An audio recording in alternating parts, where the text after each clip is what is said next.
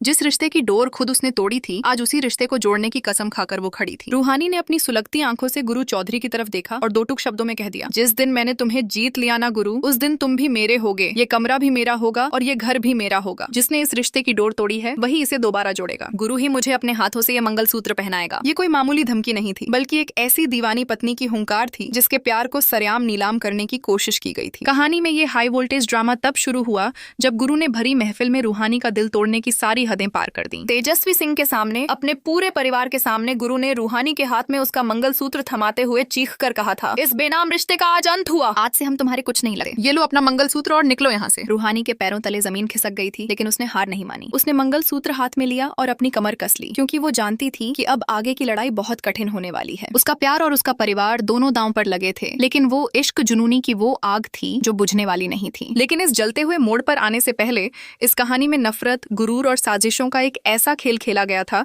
जिसने हर किसी के होश उड़ा दिए थे। शुरुआत हुई थी उस खौफनाक सच से, जब दुनिया चीख चीख कर कह रही थी कि प्यार में दिल मिले या ना मिले, इंसान को अपनी औकात जरूर मिल जानी चाहिए। कहाँ गौतम सिंह की रसूखदार बहन और कहाँ एक मामूली से सिटी वाले टीटी की बेटी रूहानी। गुरु चौधरी के सिर पर अपने गुरूर का ऐसा भूत सवार था कि उसने रूहानी के सच्चे प्यार का मजाक बना दिया। जब गुरु को पता चला कि रूहानी ने उसके लिए अपने हाथों से मफलर बनाया है और उसे अपना जीवन साथी मान चुकी है, तो गुरु का घमंड 7वें आसमान पर पहुंच गया। उसने रूहानी के चेहरे पर अपनी जीत का तमाचा मारते हुए कहा, हमें विश्वास हो गया कि हम अपनी जिद की जंग जीत चुके हैं। तुम हमसे प्यार करने लगी हो ना? तुमने हमारे गुरूर को ललकारा था, गुरु चौधरी को ठुकराया था, तो सजा तो तुम्हें मिलनी ही थी। रूहानी रोती रही, गिड़गिड़ाती रही कि वो झूठ कह रहा है, लेकिन गुरु के दिल पर पत्थर खिंचा था। उसने साफ कह दिया कि वो रूहानी का पीछा करते करते थक चुका था, और जब वो मुड़कर नहीं देखी तो अब वो उसे भुलाना चाहता है। मगर रूहानी का प्यार सच्चा था। उसने रोते हुए कहा, मैं तुम्हें अपना साथी मान चुकी हूँ, तुम चाहे जितनी बेरुखी दिखाओ, पर मैं तुम्हें नहीं छोड़ सकती। साजिशें यही नहीं रुकी। गुरु ने रूहानी को अपने परिवार से 100 गज की दूरी बनाने की हिदायत दे डाली। उसने ताना मारा कि लड़की का घर उसका ससुराल होता है और वो अपनी ही पत्नी को ससुराल से दूर रखना चाहता था। उसने रूहानी के घावों पर नमक छिड़कते हुए कहा, काहे हमारे इस छोटे से शहर में अपनी जिंदगी बर्बाद कर रही हो? जाओ बड़े शहर दिल्ली या बम्बई, अपने घर वालों को और अपने भाई को लेकर वहाँ बड़ी डॉक्टर बनो। हम वादा करते हैं कि तुम्हारे पीछे नहीं आएंगे और तुम्हारा रास्ता कभी नहीं रोकेंगे। रूहानी ने भी रोते हुए अपनी जिद ठान ली कि वो अपने रिश्ते के लिए लड़ती रहेगी और एक दिन उसे वापस पाकर रहेगी। इस पूरे ड्रामे के पीछे एक बहुत बड़ा नाटक चल रहा था, जिसे गुरु और उसका कंपाउंडर मिलकर रच रहे थे। गुरु असल में रूहानी को खुद से दूर करने का ढोंग कर रहा था, ताकि वो उसे किसी बड़ी मुसीबत से बचा सके। जब कंपाउंडर ने गुरु की इस नस को पकड़ लिया और कहा कि खेल खत्म पैसा हजम, भाभी आपका ये नाटक समझ चुकी हैं, तब गुरु ने भारी मन से कबूल किया, दिल उसका दुखता है ना, तो दर्द हमें होता है। काहे होता है ये हम भी तुमको नहीं बता सकते यार, हम उसको इस घर में नहीं रख सके। गुरु का ये दर्द किसी को दिखाई नहीं दे रहा था, क्योंकि हालात बद से बदतर हो चुके थे। बात अब हद से आगे निकल गई जब रूहानी को पागल करार देकर मानसिक चिकित्सालय भेज दिया गया था। जब रूहानी वहाँ से वापस आई तो उसके पिता ने उस पर सवालों की बौछार कर दी कि जब ससुराल वाले उसे पागल खाने भेज रहे थे तब उसका वो गुरु कहाँ था। लेकिन रूहानी की आंखों पर तो गुरु के प्यार की पट्टी बंधी थी। उसने अपने पिता से बगावत करते हुए साफ कह दिया, अगर मैं दिया हूँ ना पापा, तो गुरु उसकी बाती है, गुरु के बिना तो मैं जी ही नहीं पाऊंगी। तभी इस उलझी हुई कहानी में एंट्री होती है तेजस्वी सिंह की, जो दिल्ली की टॉप यूनिवर्सिटी से पढ़कर आई थी और जिसके सामने पूरा जमाना झुकता था। गुरु के पिता ने गौतम सिंह से बात करके तेजस्वी और गुरु की शादी लगभग तय कर दी थी। सुल्तानपुर में शादी की तैयारियां शुरू हो चुकी थी। तेजस्वी को लगा कि वो अपनी अमीरियत और रसूख के दम पर गुरु को हासिल कर लेगी। उसने रूहानी को नीचा दिखाते हुए कहा कि एक पत्नी के होते हुए भी अगर पति पत्नी का रिश्ता ना बने तो कोर्ट उस शादी को अमान्य घोषित कर सकता है। तेजस्वी ने गुरु को अपनी जागीर समझ लिया था और कहा, मुझे ब्रांड न्यू चीजें इस्तेमाल करने की आदत है, लेकिन सिर्फ चौधरी अंकल के लिए मैं ये सेकंड हैंड शादी करने के लिए भी तैयार हूँ।